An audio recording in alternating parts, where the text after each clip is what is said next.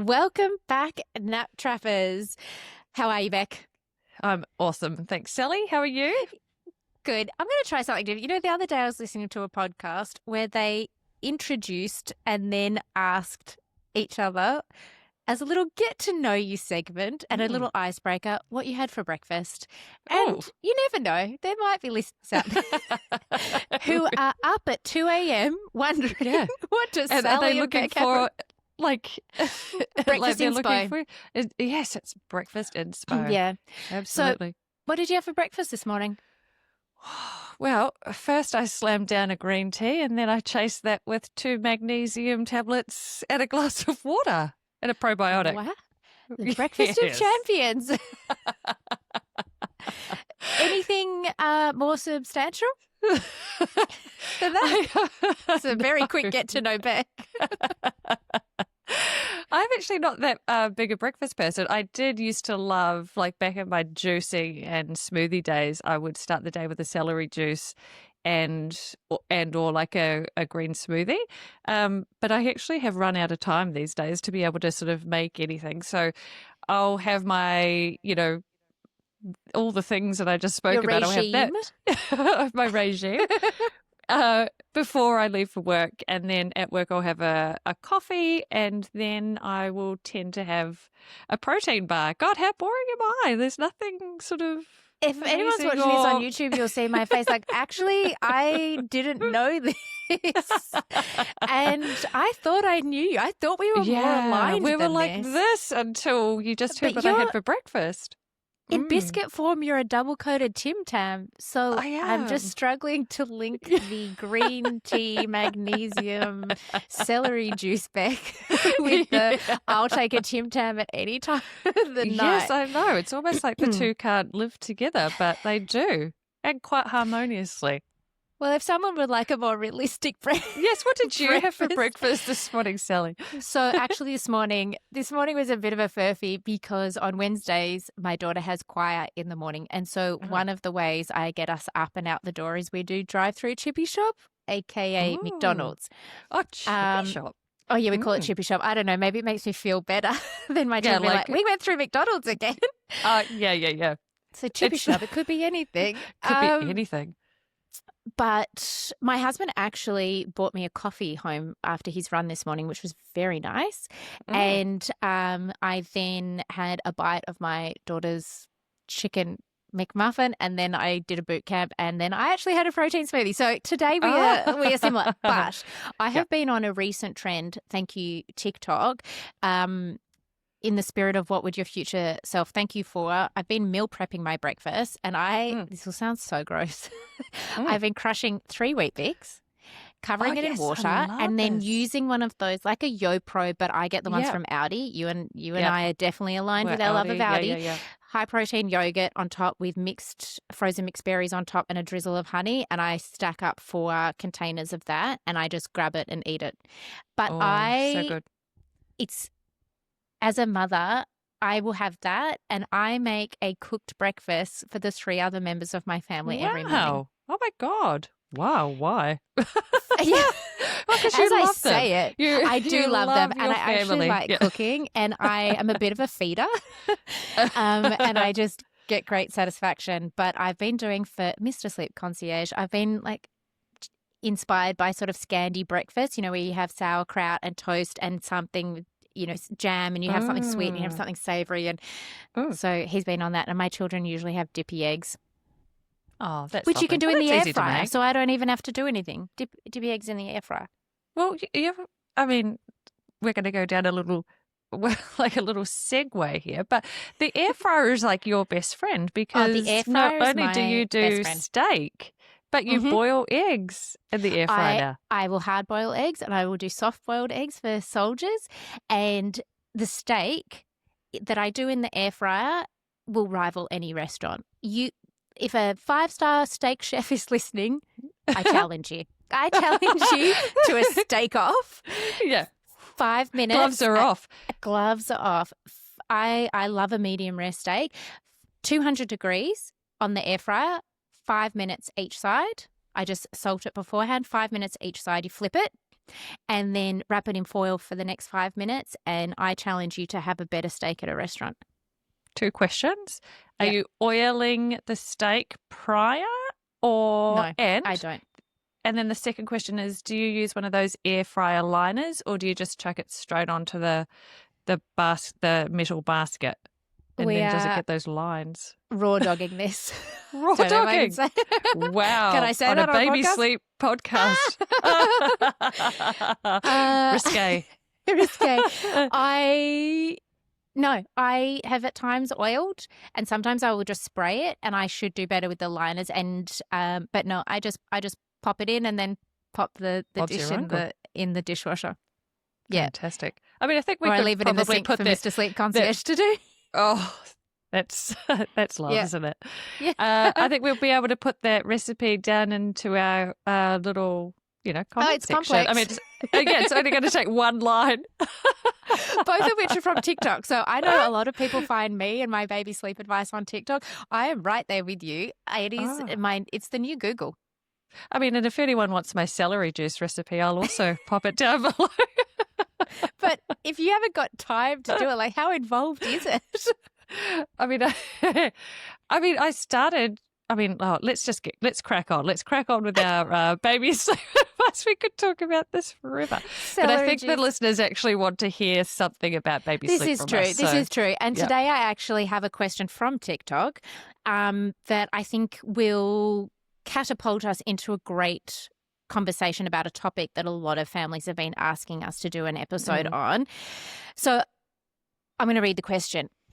Can you make a video or talk on the pod about the one nap transition? My sleep-trained 14-month-old started having major separation anxiety, and we are looking to transition to one nap. I am exhausted and need help.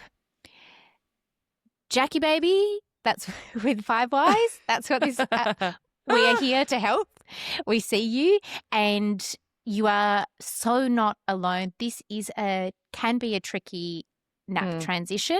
And honestly, when we put out our question box for sleep detectives, there are 5 different versions of this question, 14, 15, 16, 13-month-old babies doing a variation on a theme. So let's tackle the 2-to-1 nap transition based off this question.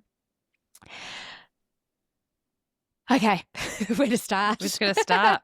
Almost where to start. And I think maybe the point to start at is, when would we typically transition to a one nap schedule? Yeah. And this is somewhere we want to try and hold on to the 2 naps for as long as possible. And the way that we work it means that you can quite easily start seeing the signs in the lead up to knowing when to drop to 1 nap. But typically we see that somewhere between 14, 15 to 18 months.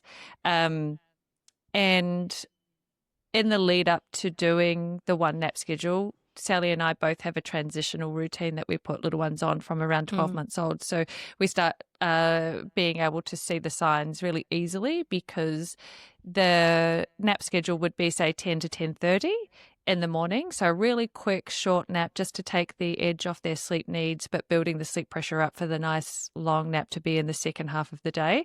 And what you'll start finding is that as your little one gets older, their ability to stay awake for longer periods increases, and you see that in their resistance to falling asleep readily for that first nap. So at 12 months, typically they are falling asleep at 10 o'clock on the dot, and they're having their full 30 minutes. And then maybe around that 15-month mark, you're finding that they're not falling asleep at 10:15, 10:20, 10:25. They're actually sort of resisting that nap entirely, and they're not wanting to fall asleep until, a little bit later on, which for me is a really telltale sign that they're we're starting to organically need. ready. That's right. Yeah. And I think that's one of the key parts about how we work, is we actually, rather than just picking a sort of arbitrary, like 14 months, 13 months, this is when you make the nap drop. We want to work with your baby's naturally developing wake windows as such, and their tolerance for the longer stretch. Because if we make the transition too early, what you usually left with is two really long wake Yeah. windows, a baby that maybe initially takes a chunky 2.5 hour nap and it's like, this feels really good, maybe even Mm. for a week, and then it starts to snowball because the overtiredness compounds, and then you're really left, if a baby's just pulling out a 1 hour 15 nap at 12 Mm. o'clock, you're really left either with an incredibly early bedtime, which throws everything out, or a big stretch until bed, and then the cycle continues. So by working to a transitional schedule, as you just outlined, Beck, you can go with your baby's natural progression rather than saying we are dropping to one nap now. Mm. And I think the most common thing that we see is that when parents want to transition to one nap or think a baby is ready, is that they start seeing refusal of the second nap. Yes. And this is really common when you've got it the other way around, that a baby takes a really long morning nap, which is so common. Nap one for all babies, whether you're on 3 naps, 2 naps, 1 nap, is nearly always the easiest. There's a little bit of an overnight hangover of overnight sleep pressure. They love going to sleep. They love taking a chunky nap. Mm. But if a baby such as this baby at 14 months, for example, let's say they do a 9:30 till 11 Mm. long nap in the morning, Yeah. you are going to have a battle at this age, more often than not, to try and get a long nap or any nap in the afternoon. And then what parents think is, this must be the sign that I'm going to drop to one nap. If we do the old switcheroo, as you outlined, we just do that little, I always call it like the pressure cooker or the rice cooker nap. It just releases a little bit of steam, and Yeah. then that gets you to the afternoon and you're able to hold on to it for so much longer. Because if we are looking at this question as the sort of catalyst for this conversation, this baby is previously sleep trained, so we know that they have great sleep skills. I would rather fix any kind of overnight issues or early rising while still offering more sleep during the day, rather than trying to do that with overtiredness before we've even got to bedtime at this age. Mm. Does that make sense? Yeah, 100%. And quite often things get confused when our little ones are having that. This little one is sleep trained, so we know that they Yes. can self-settle. Yep. What we don't know is actually the nap structure for this particular family. But Yep. typically what might happen is they are having a longer nap in the morning, just as you spoke about, so 9:30 to 11. And then that second nap is being refused or resisted with great gusto. Yeah. So you're typically, if your second nap was happening at 2 o'clock, you're putting them down at 2:30. They're not falling asleep. Now it's 4 o'clock. You've either given up on the nap or they've quickly fallen asleep and they've just had 30 minutes just to get through until bedtime. Now, what that actually looks like is your little one now has been awake from 11 a.m. in the morning to 7:30 at night. So that's about 8 hours, and they've either had no nap or they've had a 30-minute nap. Either way, they're going into bedtime overtired. And then what happens is, because they're overtired, these wakings start happening overnight. Yep. And then you might then sort of go, oh gosh, okay, that could be separation anxiety, that could be Yes. teething, that could be this, that, or the other thing. What you're probably not thinking of is that your little one is overtired from the structure of the day. But then because your little one is up through the night and it's causing some issues, you go into the morning and then they take their nice big long nap again because they're exhausted because they've been awake, and that reinforces the waking overnight. And then you're sort of back to square one again with that dodgy second half of the day. So it is really important to do the switch before you drop to one nap, because you might find that just by making that, well, typically this is what we find as sleep consultants. If you've got a dodgy night and they're having wakings, by making that first nap shorter and just taking the edge off that sleep need, it's not going to reinforce the waking overnight. You're going to then spread the sleep pressure into the second half of the day. So that second nap comes back again and is the nice long one. So that then your little one is going into the night well rested. Yep. Their cortisol levels have reduced and the wakings disappear over the course Yep. of the night. And you want to fix that first. You need to Yes. absolutely fix that before you go into a one nap schedule, because otherwise it's going to compound and get worse and it's going to unravel. So before you do your one nap transition, make sure you've got your nights looking schmick, along with your early rising, making sure that you've got your early rise sorted too. Yeah, absolutely.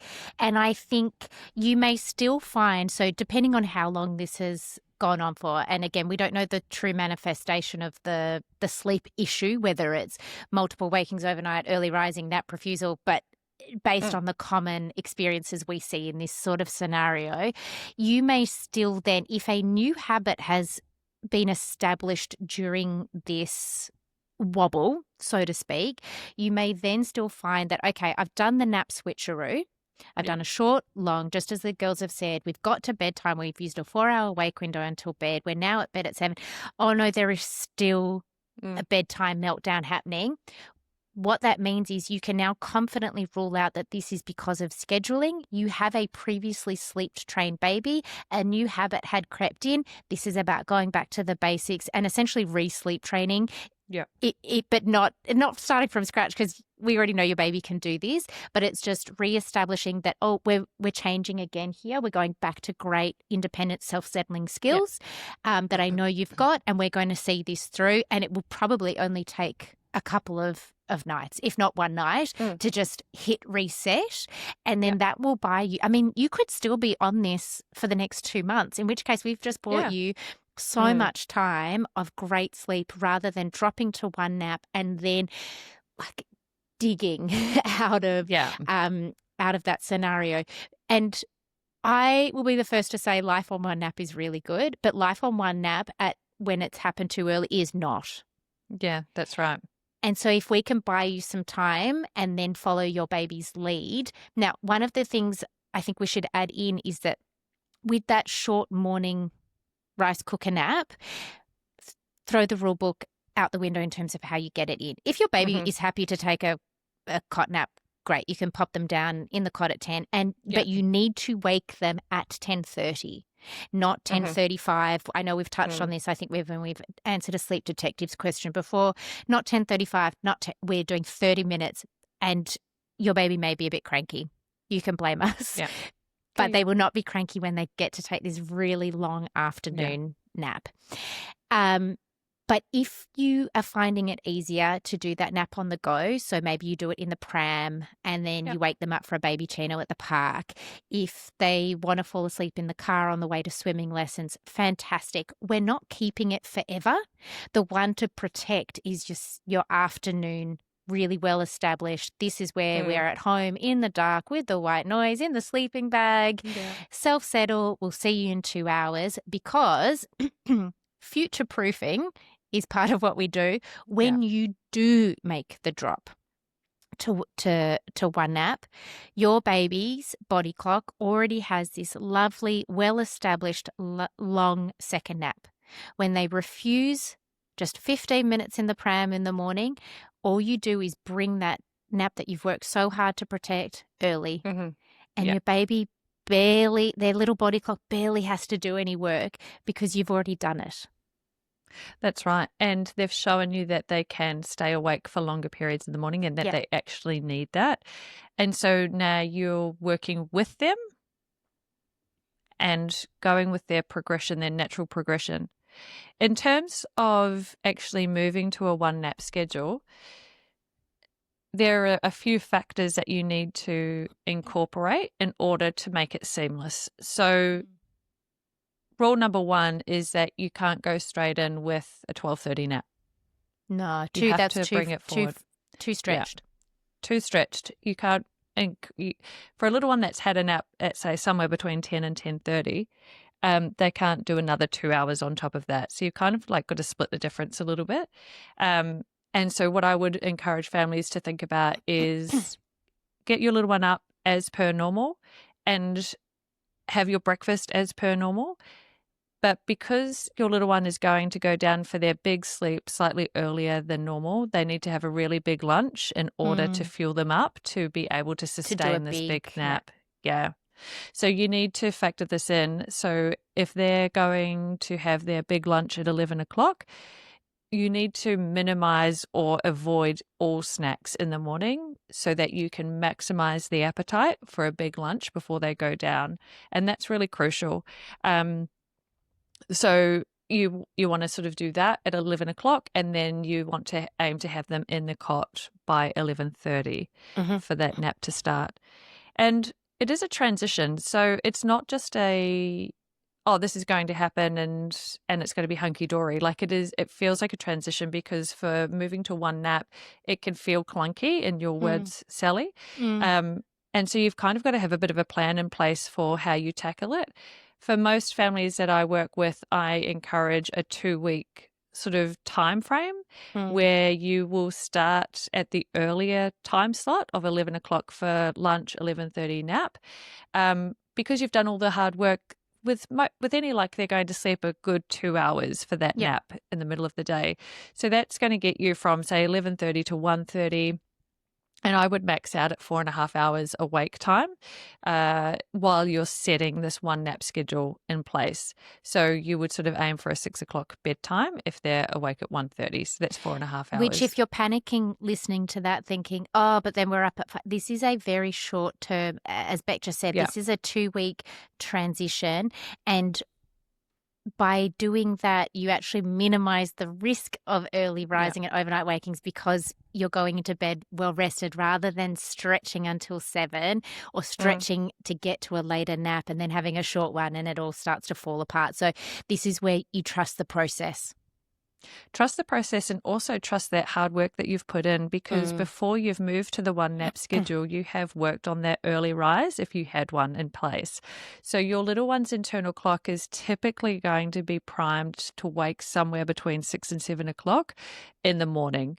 Now, by putting your little one to bed at 6 o'clock, well rested, you're maximizing your chance of them using their internal clock to get all the way around to 6 o'clock to start their day. So doing the full 12 hours with the one nap schedule. So that's the idea behind that. If your little one is waking before that, it's just the same early rise protocol that we have in place. We sort of delay. And then after a few days, you are then moving your lunch to 11:15 and then the nap goes back to 11:45.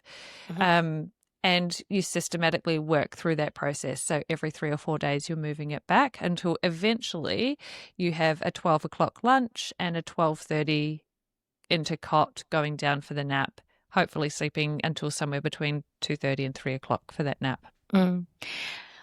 Let's just talk about, because one of the common things I see, before I say that, remember, we talk about this all the time, whenever we make a change, even if your nights were great, we have still made a change. Sleep pressure is still being redistributed. If nights take a hit, you just hold, as you would say, hold steady, Beck. You, particularly in this scenario with a sleep-trained baby, you just continue your sleep training technique. If there are any wakings that need your attention and intervention, because it is just a matter of letting this all iron out. And it absolutely will. We don't need to go in and fix. We've made a change. There is a common scenario that we come across, which is where childcare wants a baby on one nap, whether it's because they've moved up a room or some childcares just only offer one nap. I find that less in Australia. It's more from my international families, but there is definitely a world, or you've got babies like mine that just decide, I only do one nap at childcare. Oh, yeah. And in those scenarios, it is okay. Sometimes we have to go with the flow a little bit and we do a one nap with an early bed at childcare. And on home days, they are still a 2-nap baby on our transitional schedule. And if anything, I find those babies that have sort of needed to be, if not forced, but it's based on the situation, they've ended up needing it to do it earlier than they perhaps organically would have. They are in fact a 2-nap baby still the rest of the time, and it's really important to give that to them so that they have the reserve and the tolerance to do the 1 nap at childcare and then sort of recover the next day at home rather than it all falling apart. What is the earliest age you've ever put a baby on 1 nap? Full disclosure here, my 3rd child, Harlow, she was 12 and a half months when she went to 1 nap. She was... I was not expecting that. Yeah. That was because, I mean, as a sleep consultant, you would want your children to be incredible sleepers. But you would want them to be incredible sleepers. And yes. And so she was at family daycare 4 days a week. So they transitioned pretty early to a 1 nap schedule. But she would do her 12:30 till 3 o'clock nap. So it really was just a case of she showed the signs that she was resisting the first nap, and so we sort of just rolled with it. If it didn't work, then we would have adjusted and altered. I wouldn't, going back to a 2-nap schedule would not have fazed me. We would have just worked it out. But she was able to manage it. But would I do that for a client who came to me with a 12-and-a-half-month-old? Absolutely not.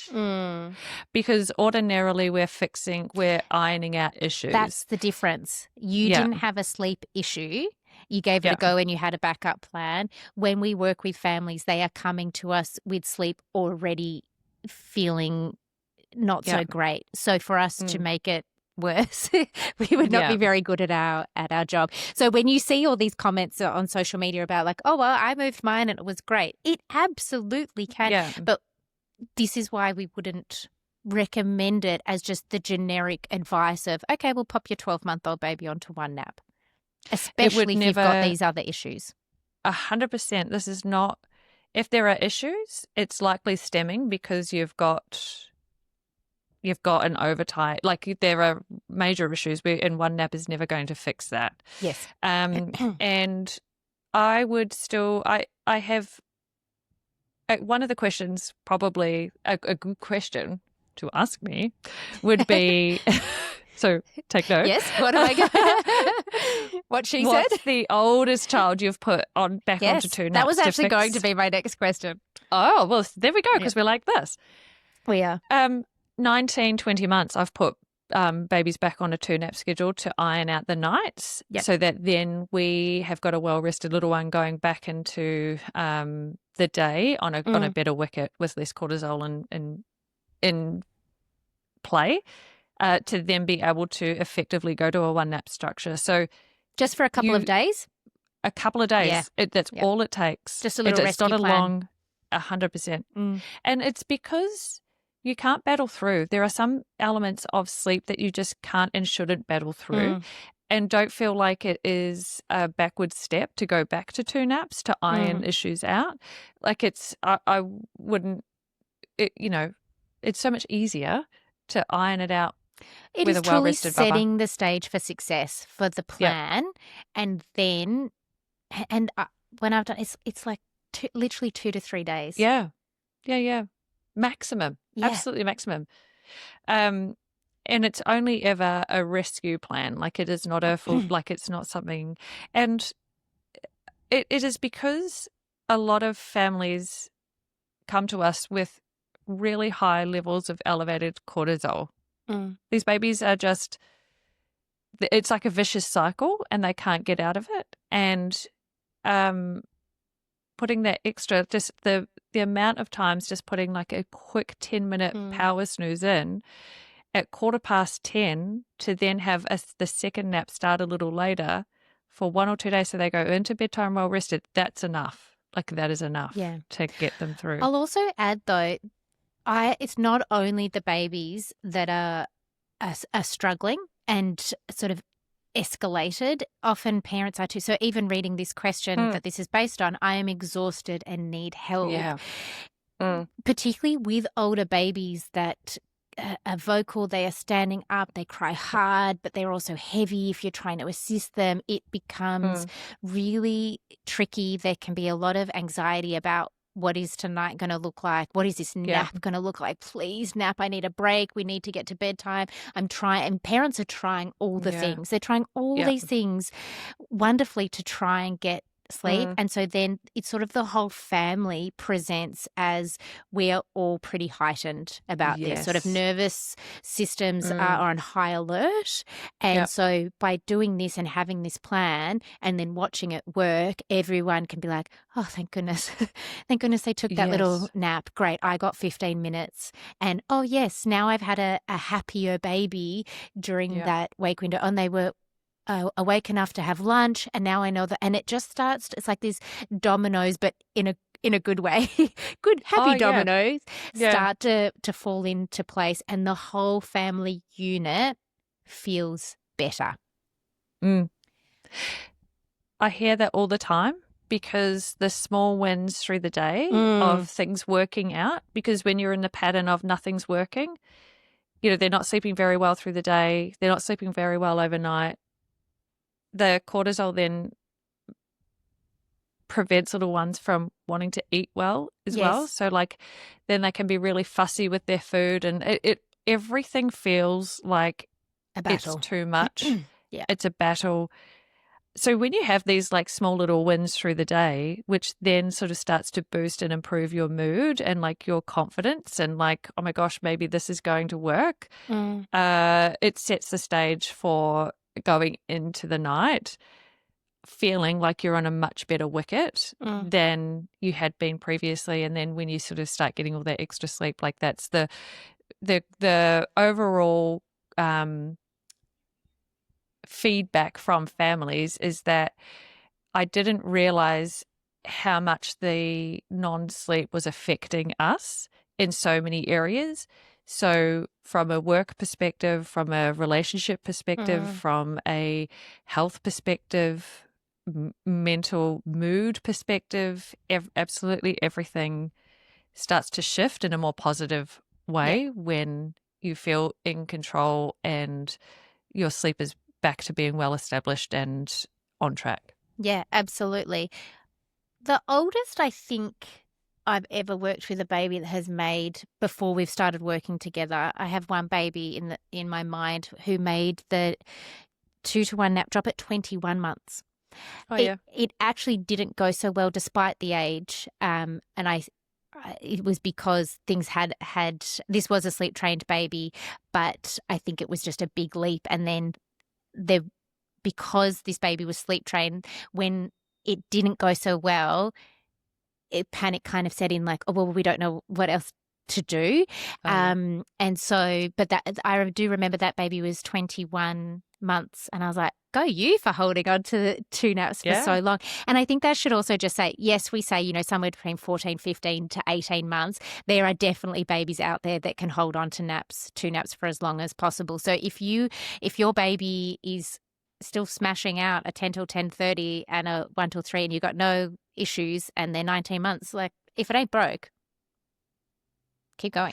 The same goes also for daycare naps, childcare naps, where you can't quite nail it for whatever reason. And maybe you've ended up with okay, the best scenario we can get here is 10 till 11 in the morning and then, 3 till 4 at night, in the afternoon. And we've gone with an 8 o'clock bedtime or something like that. And if it's working, it's working, whatever. Totally. Honestly, we honestly just don't care if it's working in the for nicest you. possible way. Yeah, we are not out there trying to find people to go, that schedule is terrible.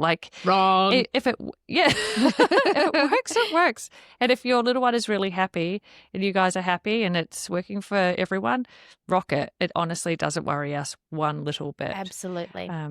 This is just how we would do it if we were micromanaging it for families, or if you're someone who likes a plan to know what's coming next, and you've maybe worked on some of the schedules we've talked about before and it's worked really well. This would be the natural progression of where you're currently at and what you're looking down the barrel at.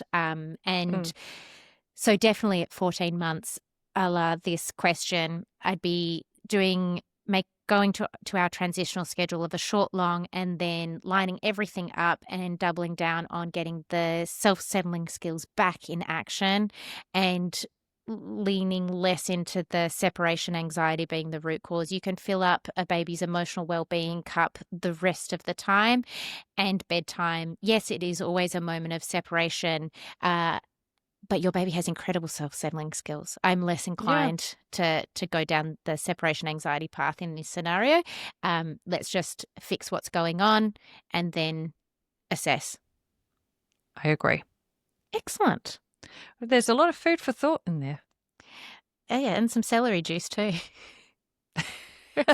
I was actually going to say, if you just add maybe some sunflower seeds and some pepitas to the top of your Weet Bix little go-to dish, I think for a little added crunch.